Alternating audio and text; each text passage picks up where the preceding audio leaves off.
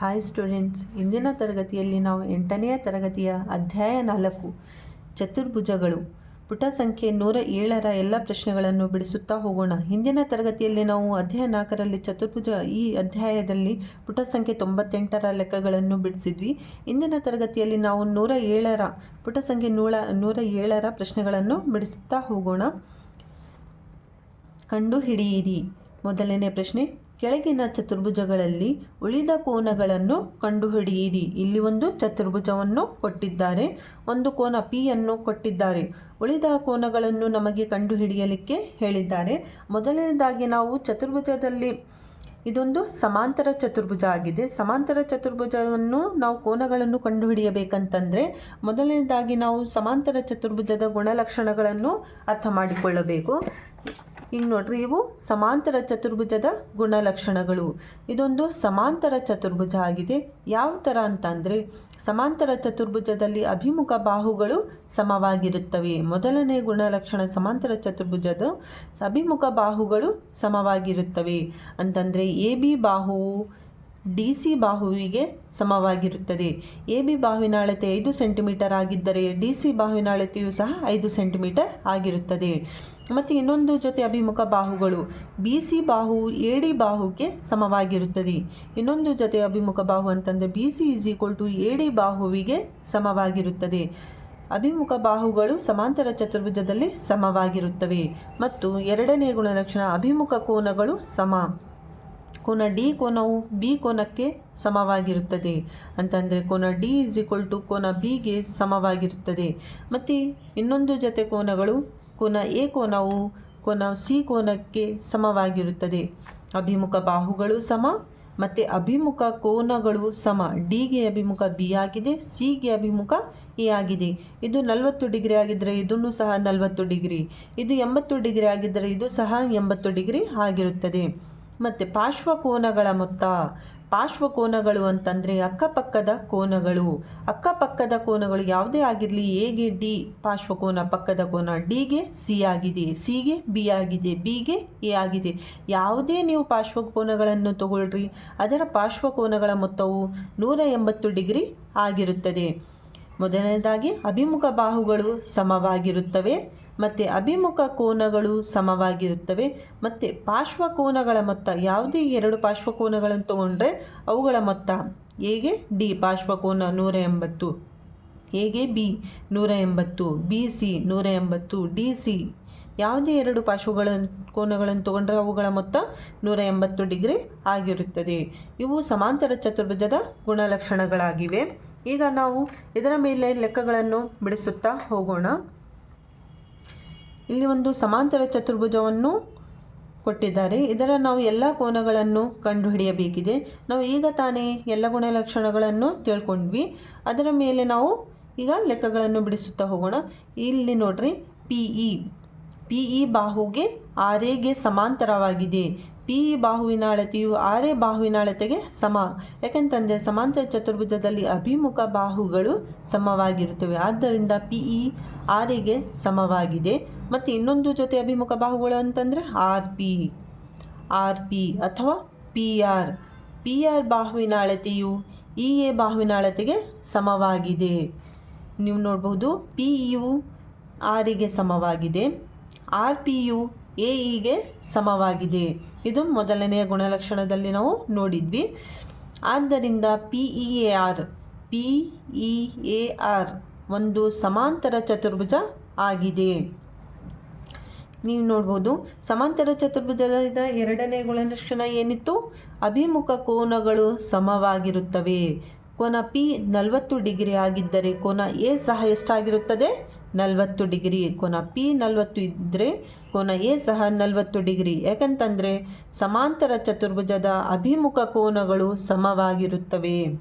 ಇದು ಕೋನ P 40 degree ಆಗಿದ್ದರೆ ಕೋನ ಎ ಸಹ 40 ಡಿಗ್ರಿ. ಯಾಕಂತಂದರೆ ಸಮಾಂತರ ಚತುರ್ಭುಜದ ಅಭಿಮುಖ ಕೋನಗಳು ಸಮವಾಗಿರುತ್ತವೆ. ನಾವು ಇನ್ನೊಂದು ಮೂರನೇ ಗುಣಲಕ್ಷಣ ಏನಿತ್ತು? ಸಮಾಂತರ ಚತುರ್ಭುಜದ ಪಾರ್ಶ್ವಕೋನಗಳ ಮೊತ್ತ 180. ನೀವು ಯಾವುದಾದ್ರೂ ಎರಡು ಪಾರ್ಶ್ವಕೋನಗಳನ್ನು ತಗೊಂಡ್ರೆ ಅದರ ಮೊತ್ತ 180. ಕೋನ ಪಿಗೆ ಪಾರ್ಶ್ವಕೋನ ಕೋನ ಇ ಅಥವಾ ಕೋನ ಪಿಗೆ ಪಾರ್ಶ್ವಕೋನ ಕೋನ ಆರ್. ಇಲ್ಲಿ ನಾನು ಕೋನ ಪಿ ಪ್ಲಸ್ ಕೋನ ಆರ್ ಎರಡು ತಗೊಂಡಿದ್ದೇನೆ.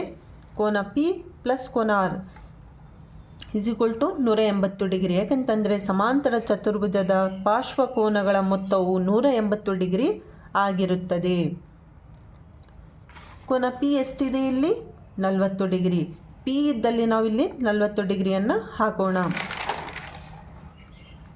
ಕೋನ ಪಿ ಅಂತಂದರೆ 40 ಡಿಗ್ರಿ ಪ್ಲಸ್ ಕೋನ R is equal to 180 degree. ಕೋನ ಆರನ್ನು ನಾವು ಕಂಡುಹಿಡಿಯದಿದೆ. ಕೋನ R is equal to 180 plus 40 ಕಡೆ ಬಂದರೆ -40. 180ರಲ್ಲಿ 40 ಕಳೆದರೆ ಕೋನ ಆರ್ ಎಷ್ಟು ಸಿಕ್ಕಿದೆ? 140. ನೀವಿಲ್ಲಿ ನೋಡ್ಬೋದು 140. ಈ ಕೋನ 140 ನಮಗೀಗ ಸಿಕ್ಕಿದೆ. ಈ ಕೋನ 140 ಆಗಿದ್ದರೆ ಅದರ ಅಭಿಮುಖ ಕೋನ ಯಾವುದು? ಇ. ಕೋನ ಆರ್ಗೆ ಅಭಿಮುಖ ಕೋನ ಇ. ಇದು 140 ಆಗಿದ್ದರೆ ಇದು ಸಹ 140. ಇದು 40 ಆಗಿದ್ದರೆ ಇದು 40. ನಾವು ಮಾಡಿರುವ ಲೆಕ್ಕ ಕರೆಕ್ಟ್ ಅದಿಗೆ ಇದೆ.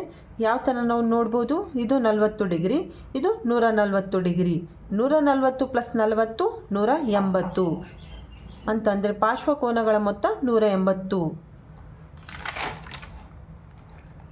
ಕೋನ ಆರ್ 140 ಆಗಿದ್ದರೆ ಅದರ ಅಭಿಮುಖ ಕೋನ ಆಗಿರುವ ಕೋನ ಇ ಸಹ 140. ಏಕೆಂತಂದರೆ ಸಮಾಂತರ ಚತುರ್ಭುಜದ ಅಭಿಮುಖ ಕೋನಗಳು ಸಮವಾಗಿರುತ್ತವೆ. ಎರಡನೆಯ ಪ್ರಶ್ನೆ, ಇದನ್ನು ಸಹ ನಾವು ನೋಡ್ಬೋದು. ಸಮಾಂತರ ಚತುರ್ಭುಜ ಆಗಿದೆ. ಪಿ ಕ್ಯೂ ಬಾಹುವಿನ ಅಳತೆಯು ಎಸ್ ಆರ್ಗೆ ಸಮವಾಗಿದೆ. ಪಿ ಕ್ಯೂ ಸಮಾಂತರವಾಗಿದೆ ಎಸ್ ಆರ್ ಮತ್ತು ಎಸ್ ಪಿ ಅಥವಾ ಪಿ ಎಸ್ ಸಮಾಂತರವಾಗಿದೆ ಆರ್ ಕ್ಯೂಗೆ. ಎಸ್ ಪಿ ಸಮಾಂತರವಾಗಿದೆ ಆರ್ ಕ್ಯೂಗೆ. ಇದೇ ನಾನಿಲ್ಲಿ ಬರೆದಿದ್ದೇನೆ. ಆದ್ದರಿಂದ ಪಿ ಕ್ಯೂ ಆರ್ ಎಸ್ ಒಂದು ಸಮಾಂತರ ಚತುರ್ಭುಜ. ಇಲ್ಲಿ ಕೋನ ಪಿ 110 ಆಗಿದ್ದರೆ ಇದಕ್ಕೆ ಅಭಿಮುಖ ಕೋನವಾಗಿರುವ ಕೋನ ಆರ್ ಸಹ 110. ಏಕೆಂತಂದರೆ ಸಮಾಂತರ ಚತುರ್ಭುಜದಲ್ಲಿ ಅಭಿಮುಖ ಕೋನಗಳು ಸಮ. ಕೋನ ಪಿ ಇಸ್ ಈಕ್ವಲ್ ಟು ಕೋನ R is equal to 110 degree. ಏಕೆಂತಂದರೆ ಅಭಿಮುಖ ಕೋನಗಳು ಸಮ. ಮತ್ತು ಪಾರ್ಶ್ವಕೋನಗಳು ನೋಡ್ರಿ, ಕೋನ ಪಿ ಕೋನ ಎಸ್ ಅಥವಾ ಕೋನ ಪಿ ಪ್ಲಸ್ ಕೋನ ಕ್ಯೂ ಯಾವುದಾದ್ರೂ ತೊಗೋಬೋದು. ಕೋನ ಪಿ ಪ್ಲಸ್ ಕೋನ ಎಸ್ ತೊಗೊಂಡಿದ್ದೇನೆ ನಾನಿಲ್ಲಿ. ಇವೆರಡು ಪಾರ್ಶ್ವಕೋನಗಳ ಮೊತ್ತ ಎಷ್ಟಾಗಿರುತ್ತದೆ? 180. ಕೋನ ಪಿ ಪ್ಲಸ್ ಕೋನ ಎಸ್ ಇಸ್ ಈಕ್ವಲ್ ಟು 180. ಏಕೆಂತಂದರೆ ಪಾರ್ಶ್ವಕೋನಗಳ ಮೊತ್ತ 180 ಡಿಗ್ರಿ ಆಗಿರುತ್ತದೆ. ಕೋನ ಪಿಯನ್ನು ಎಷ್ಟು ಕೊಟ್ಟಿದ್ದಾರೆ ಅವರು? 110. ಕೋನ ಪಿ ಎಷ್ಟಿದೆ ಇಲ್ಲಿ? 110 ಇಲ್ಲಿ ಹಾಕಿದ್ದೇನೆ. ಕೋನ ಎಸ್ ಕಂಡುಹಿಡಿಯದಿದೆ ಇಸ್ ಈಕ್ವಲ್ ಟು 180. ಕೋನ S is equal to 180 plus 110 ಈ ಕಡೆ ಬಂದರೆ -110. 180ರಲ್ಲಿ 110 ಕಳೆದರೆ ಕೋನ ಎಸ್ ಇಸ್ ಈಕ್ವಲ್ ಟು 70. ನೀವು ನೋಡ್ಬೋದು ಕೋನ ಎಸ್ 70 ಆಗಿದ್ದರೆ ಇದು ಕೋನ ಎಷ್ಟಾಗಿರುತ್ತದೆ? ಕೋನ ಕ್ಯೂ ಸಹ 70 ಡಿಗ್ರಿ. ಯಾಕೆಂತಂದರೆ ಸಮಾಂತರ ಚತುರ್ಭುಜದಲ್ಲಿ ಅಭಿಮುಖ ಕೋನಗಳು ಸಮವಾಗಿರುತ್ತವೆ. ಇದು 70 ಪ್ಲಸ್ 110 180 ಅಂತಂದರೆ ಪಾರ್ಶ್ವಕೋನಗಳ ಮೊತ್ತ 180 ಬಂತು. ಮತ್ತು ಎಲ್ಲ ಕೋನಗಳು ನಾವು ಇಲ್ಲಿ ಕಂಡುಹಿಡ್ತೀವಿ. ಕೋನ ಪಿ 110, ಕೋನ ಆರ್ ಸಹ 110. ಈಗ ಲೆಕ್ಕ ಮಾಡಿದ್ರಿಂದ ನಮಗೆ ಕೋನ ಎಸ್ ಎಷ್ಟು ಸಿಕ್ಕಿದೆ? 70 ಡಿಗ್ರಿ. ಕೋನ ಎಸ್ 70 ಆಗಿದ್ದರೆ ಕೋನ ಕ್ಯೂ ಸಹ 70 ಡಿಗ್ರಿ. ನೀವಿಲ್ಲಿ ನೋಡ್ಬೋದು ಕೋನ ಎಸ್ ಇಸ್ ಈಕ್ವಲ್ ಟು ಕೋನ Q is equal to 70 degree. ಯಾಕೆಂತಂದರೆ ಅಭಿಮುಖ ಕೋನಗಳು ಸಮವಾಗಿರುತ್ತವೆ. ಮೂರನೆಯ ಚಿತ್ರ ಇಲ್ಲಿ ನೀವು ನೋಡಬಹುದು. ಇದು ಸಮಾಂತರ ಚತುರ್ಭುಜ ಆಗಿಲ್ಲ. ಯಾಕಂತಂದರೆ ಎಲ್ಲ ಬಾಹುಗಳ ಅಳತೆ ಒಂದೇ ಆಗಿದೆ.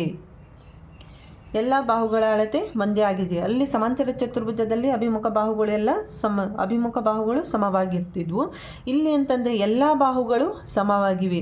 ಇದು 5 ಆಗಿದ್ದರೆ ಇದನ್ನು 5 ಸೆಂಟಿಮೀಟರ್, ಇದು 5 ಸೆಂಟಿಮೀಟರ್, ಇದು 5 ಸೆಂಟಿಮೀಟರ್. ಎಲ್ಲ ಬಾಹುಗಳ ಅಳತೆಗಳು ಒಂದೇ ಆಗಿವೆ. ಎಕ್ಸ್ ಡಬ್ಲ್ಯೂ ಪಿ ಯು ಇದೊಂದು ವಜ್ರಾಕೃತಿಯಾಗಿದೆ. ಯಾಕಂತಂದರೆ ಎಲ್ಲ ಬಾಹುಗಳು ಸಮವಾಗಿವೆ.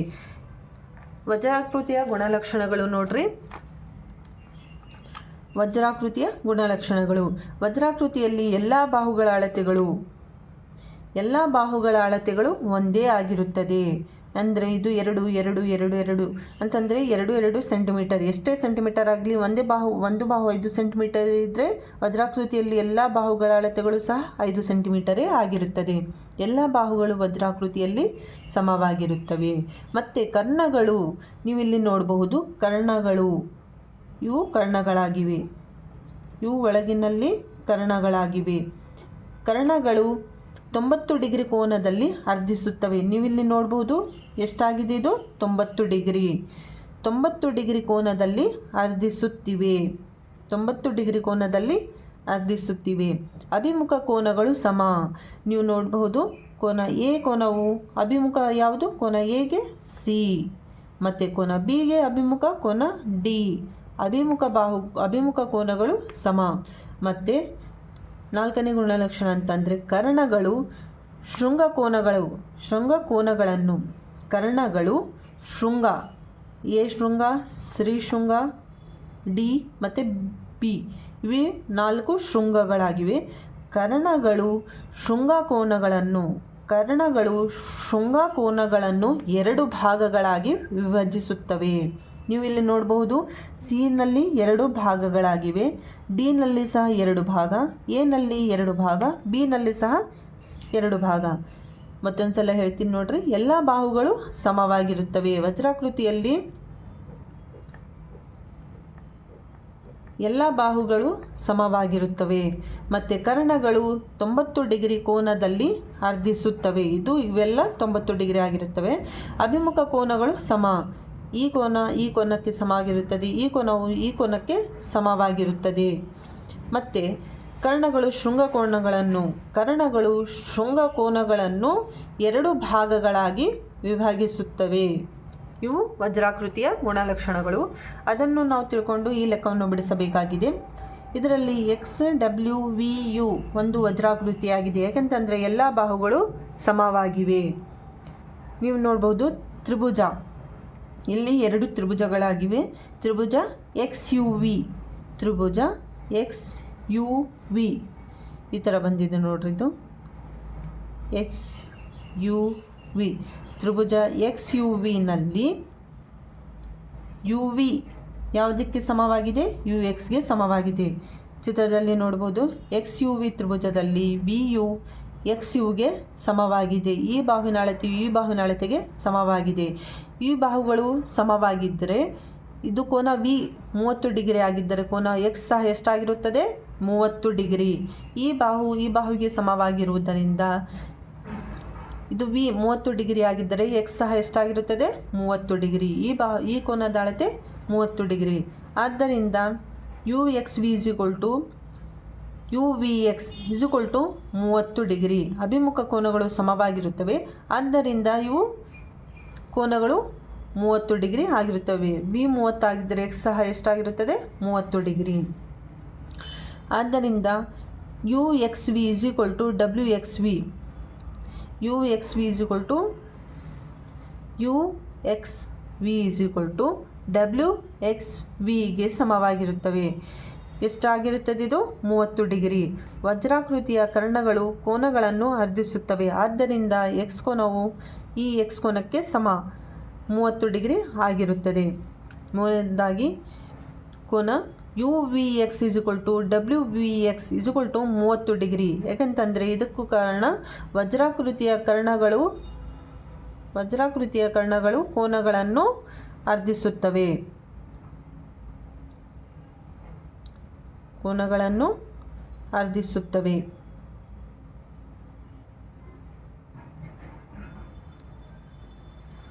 ವಿ ಕೋನ, ಇಲ್ಲಿ ಎಷ್ಟು ಕೋನಗಳಿವೆ? 2 ಕೋನ ವಿ ಯಲ್ಲಿ. ಯಾಕಂತಂದರೆ ಕರ್ಣವು ಶೃಂಗಕೋನಗಳನ್ನು 2 ಭಾಗಗಳಾಗಿ ಅರ್ಧಿಸುತ್ತವೆ. ಅದಕ್ಕಾಗಿ ಕೋನ ವಿ 2 × 30. 2 ಕೋನಗಳು ಇದ್ದಾವೆ ಇಲ್ಲಿ. 2 × 30. ಕೋನ ವಿ 2 × ಯು ವಿ ಎಕ್ಸ್. ನೋಡ್ರಿ, ಕೋನ V 2 × U V X. 2 × V ಕೋನ ಎಷ್ಟಿದೆ ಇಲ್ಲಿ? 30 ಡಿಗ್ರಿ. 2 × 30 32 60.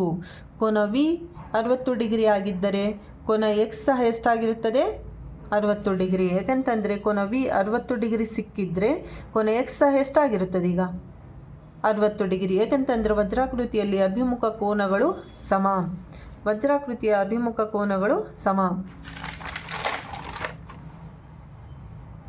ಮುಂದಿನೆಯದು ಕೋನ ವಿ ಪ್ಲಸ್ ಕೋನ ಯು 180 ಡಿಗ್ರಿ. ಯಾಕಂತಂದರೆ ಪಾರ್ಶ್ವಕೋನಗಳ ಮೊತ್ತ ಎಷ್ಟಾಗಿರುತ್ತದೆ? 180 ಡಿಗ್ರಿ. ಕೋನ ವಿ ಮತ್ತು ಕೋನ ಯು ಎಷ್ಟಾಗಿರುತ್ತದೆ ಪಾರ್ಶ್ವಕೋನಗಳ ಮೊತ್ತ? ಇದು 180 ಡಿಗ್ರಿ.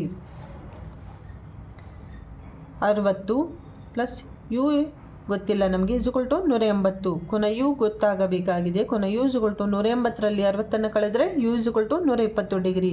ಯು 120 ಡಿಗ್ರಿ ಆಗಿದ್ದರೆ ಅದರ ಅಭಿಮುಖ ಕೋನ ಸಹ ಎಷ್ಟಾಗಿರುತ್ತದೆ? 120 ಡಿಗ್ರಿ. ಅಭಿಮುಖ ಕೋನಗಳು ಸಮವಾಗಿರುತ್ತವೆ. ಇದು ಕೋನ ಯು 120 ಡಿಗ್ರಿ ಆಗಿದ್ದರೆ ಇದು ಡಬ್ಲ್ಯೂ ಸಹ ಎಷ್ಟಾಗಿರುತ್ತದೆ? 120 ಡಿಗ್ರಿ. ನಾಲ್ಕನೆಯದು, ಇದು ಸಹ ಒಂದು ವಜ್ರಾಕೃತಿ. AEIO ಒಂದು ವಜ್ರಾಕೃತಿಯಾಗಿದೆ. ತ್ರಿಭುಜ EAOನಲ್ಲಿ AE ಸಮವಾಗಿದೆ OAಗೆ. AE ಬಾಹುವು OA ಬಾಹುಗೆ ಸಮವಾಗಿದೆ. ಆದ್ದರಿಂದ ಇದು 20 ಡಿಗ್ರಿ ಆಗಿದ್ದರೆ ಇದು ಸಹ ಎಷ್ಟಾಗಿರುತ್ತದೆ? 20 ಡಿಗ್ರಿ. AEO = AOE = 20 degree. ಆದ್ದರಿಂದ AEO = IEO = 20 ಡಿಗ್ರಿ. ವಜ್ರಾಕೃತಿಯ ಕರ್ಣಗಳು ಅರ್ಧಿಸುತ್ತವೆ. ಮುಂದಿನದು, ಕೋನ AOE = IOE = 20 ಡಿಗ್ರಿ. ಕರ್ಣಗಳು ಅರ್ಧಿಸುತ್ತವೆ. ಈಗ ಕೋನ E ಗೊತ್ತಾಗಬೇಕಾಗಿದೆ. ಕೋನ E ಯಾಕಂತಂದರೆ ಕರ್ಣಗಳು ಶೃಂಗಕೋನಗಳನ್ನು 2 ಭಾಗಗಳಾಗಿ ಅರ್ಧಿಸುತ್ತವೆ. ಕೋನ E = 2 × AEO. 2 × 20 = 40 ಡಿಗ್ರಿ. ಕೋನ E 40 ಡಿಗ್ರಿ ಆಗಿದ್ದರೆ O ಸಹ 40 ಡಿಗ್ರಿ. ವಜ್ರಾಕೃತಿಯ ಅಭಿಮುಖ ಕೋನಗಳು ಸಮವಾಗಿರುತ್ತವೆ. ಮತ್ತು E + A = 180 ಡಿಗ್ರಿ. ಪಾರ್ಶ್ವಕೋನಗಳ ಮೊತ್ತ 180 ಡಿಗ್ರಿ ಆಗಿರುತ್ತದೆ.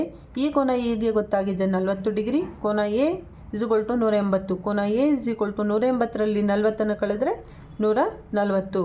ಕೋನ A = ಕೋನ I = 140. ಅಭಿಮುಖ ಕೋನಗಳು ಸಮವಾಗಿರುತ್ತವೆ. ನಿಮಗೆ ವಿಡಿಯೋ ಇಷ್ಟ ಆಗಿದ್ದರೆ ಲೈಕ್ ಮಾಡಿ ಮತ್ತು ಚಾನಲನ್ನು ಸಬ್ಸ್ಕ್ರೈಬ್ ಮಾಡಿ. ಎರಡನೆಯ ಪ್ರಶ್ನೆ, ಕರ್ಣಗಳ ಗುಣಲಕ್ಷಣ ಬಳಸಿ 7 ಸೆಂಟಿಮೀಟರ್ ಮತ್ತು 5 ಸೆಂಟಿಮೀಟರ್ ಉದ್ದದ ಕರ್ಣಗಳನ್ನು ಹೊಂದಿರುವ ಮತ್ತು 140 ಡಿಗ್ರಿ ಕೋನದಲ್ಲಿ ಛೇದಿಸುವ ಸಮಾಂತರ ಚತುರ್ಭುಜ ರಚಿಸಿ. ಇಲ್ಲಿ ಕರ್ಣಗಳ ಗುಣಲಕ್ಷಣಗಳನ್ನು ಬಳಸಿಕೊಂಡು ನಾವು ಒಂದು ಸಮಾಂತರ ಚತುರ್ಭುಜವನ್ನು ರಚನೆ ಮಾಡಬೇಕಾಗಿದೆ. ಮೊದಲನೆಯದಾಗಿ ನಾವು ಸಮಾಂತರ ಚತುರ್ಭುಜವನ್ನು ರಚನೆ ಮಾಡಬೇಕಂತಂದರೆ 2 ಕರ್ಣಗಳನ್ನು ಎಳೆಯಬೇಕು. ಕರ್ಣಗಳ ಗುಣಲಕ್ಷಣ ಅಂತಂದರೆ ಮೊದಲನೇದಾಗಿ 7 ಸೆಂಟಿಮೀಟರ್. ಇಲ್ಲಿ ಸ್ಕೇಲ್ನ ಸಹಾಯದಿಂದ ನೀವು 7 ಸೆಂಟಿಮೀಟರನ್ನು ತಗೊಳ್ರಿ.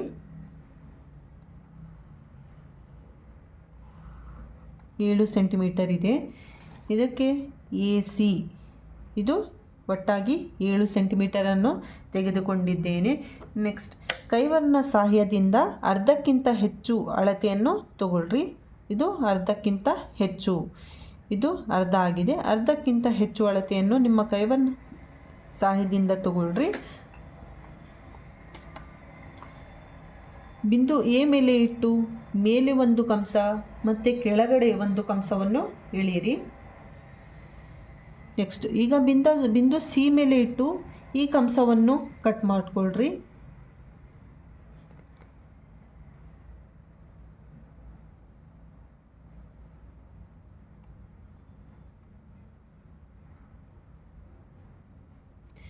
ಈ ಥರ ನಿಮಗೆ ಕಂಸಗಳು ಬರುತ್ತವೆ. ಮೊದಲನೇದಾಗಿ ACಯನ್ನು 7 ಸೆಂಟಿಮೀಟರ್ ತಗೋಬೇಕು.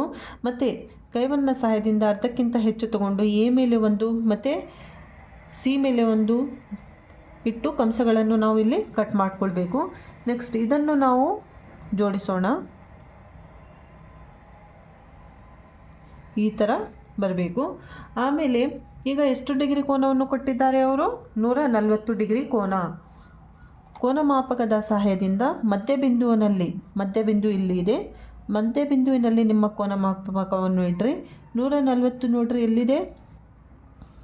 ಇದು 90, 100, 110, 20, 30, 40. 140ನಲ್ಲಿ ನೀವು ಪೆನ್ಸಿಲಿಂದ ಗುರ್ತು ಮಾಡಿಕೊಳ್ಳ್ರಿ. ಇದು 140 ಡಿಗ್ರಿ ಆಗಿದೆ. ಇದನ್ನು ಸ್ಕೇಲ್ನ ಸಹಾಯದಿಂದ ಮಧ್ಯಬಿಂದುಗೆ ಜೋಡಿಸಬೇಕು. ಈ ಥರ. ಆಮೇಲೆ 5 ಸೆಂಟಿಮೀಟರ್ನ ಅರ್ಧ ಎಷ್ಟಾಗಿರುತ್ತದೆ? 2.5. 5 ಸೆಂಟಿಮೀಟರ್ನ ಅರ್ಧ 2.5 ಸೆಂಟಿಮೀಟರ್. ಈಗ ಸ್ಕೇಲ್ನ ಸಹಾಯದಿಂದ 2.5 ಸೆಂಟಿಮೀಟರನ್ನು ತಗೊಳ್ರಿ. ನೋಡ್ರಿ ಇದು 2.5 ಸೆಂಟಿಮೀಟರ್ ಆಗಿದೆ. ಈ ಮಧ್ಯಬಿಂದುವಿನಲ್ಲಿಟ್ಟು ಇಲ್ಲಿ ಕಂಸಗಳನ್ನು ಕಟ್ ಮಾಡಿರಿ. ಮೇಲೆ ಒಂದು ಮತ್ತು ಕೆಳಗಡೆ ಒಂದು ಕಂಸಗಳನ್ನು ಕಟ್ ಮಾಡಬೇಕು. ಈಗ ಈ ಬಿಂದುಗಳನ್ನು ಜೋಡಿಸಬೇಕು. ಇಲ್ಲಿ AC, B, ಇದು D, ಇದು B ಬಿಂದು, ಇದು D ಬಿಂದು.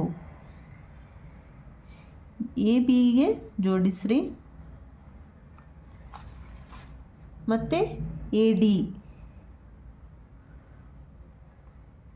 ಮತ್ತು BC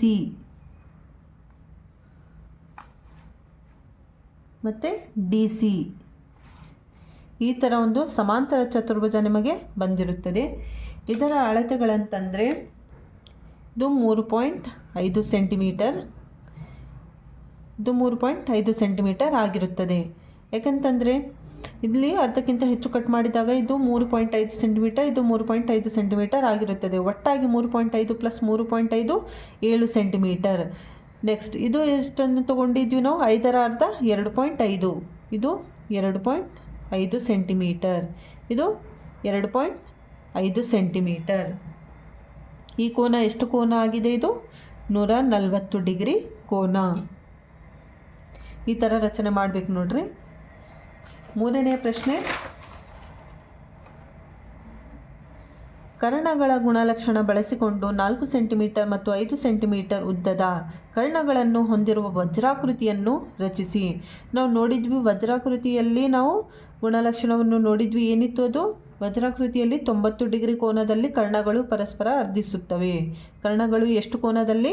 90 ಡಿಗ್ರಿ ಕೋನ. ಇಲ್ಲಿ ಕೋನವನ್ನು ಕೊಟ್ಟಿಲ್ಲ, ವಜ್ರಾಕೃತಿ ಅಂತ ಕೊಟ್ಟಿದ್ದಾರೆ. ವಜ್ರಾಕೃತಿಯಲ್ಲಿ ಎಷ್ಟು ಕೋನ ಇರುತ್ತದೆ? ಅದು 90 ಡಿಗ್ರಿ ಕೋನದಲ್ಲಿ ಕರ್ಣಗಳು ಅರ್ಧಿಸುತ್ತವೆ. ಆದ್ದರಿಂದ ವಜ್ರಾಕೃತಿ ಅಂತಂದರೆ 90 ಡಿಗ್ರಿ ಕೋನವನ್ನು ನಾವು ತಗೋಬೇಕು. ಮೊದಲನೆಯದಾಗಿ ನಾವು ಎಷ್ಟು ಸೆಂಟಿಮೀಟರ್ ಕೊಟ್ಟಿದ್ದಾರೆ? ಇದರಲ್ಲಿ 5 ಸೆಂಟಿಮೀಟರ್.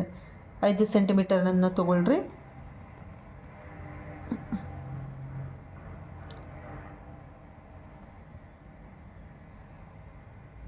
ಇದು 5 ಸೆಂಟಿಮೀಟರ್.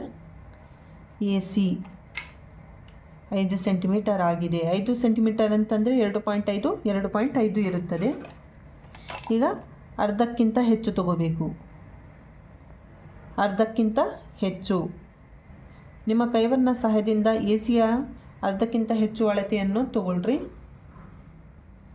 ಮೇಲೆ ಒಂದು ಕಂಸ ಮತ್ತು ಕೆಳಗಡೆ ಒಂದು ಕಂಸವನ್ನು ಎಳಿಬೇಕು.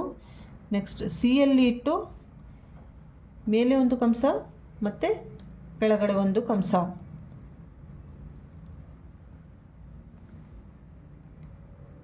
ಈಗ ಇದನ್ನು ಜೋಡಿಸ್ರಿ.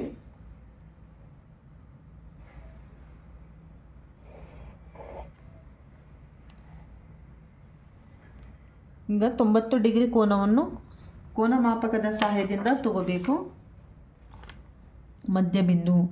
ಮಧ್ಯಬಿಂದುವಿನಲ್ಲಿಟ್ಟರೆ 90 ಡಿಗ್ರಿ ಸಹ ಇದೇ ಕೋನ ಆಗಿದೆ.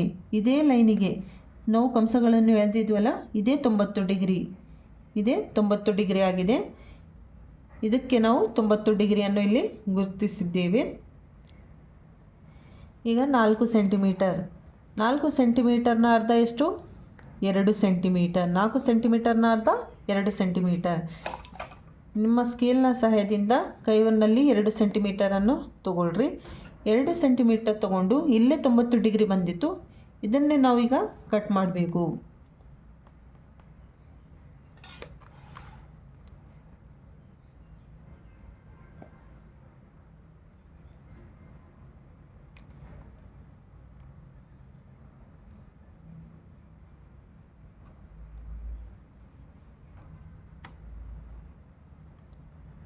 ಎರಡು ಸೆಂಟಿಮೀಟರ್ ಇದೆ ಇದು.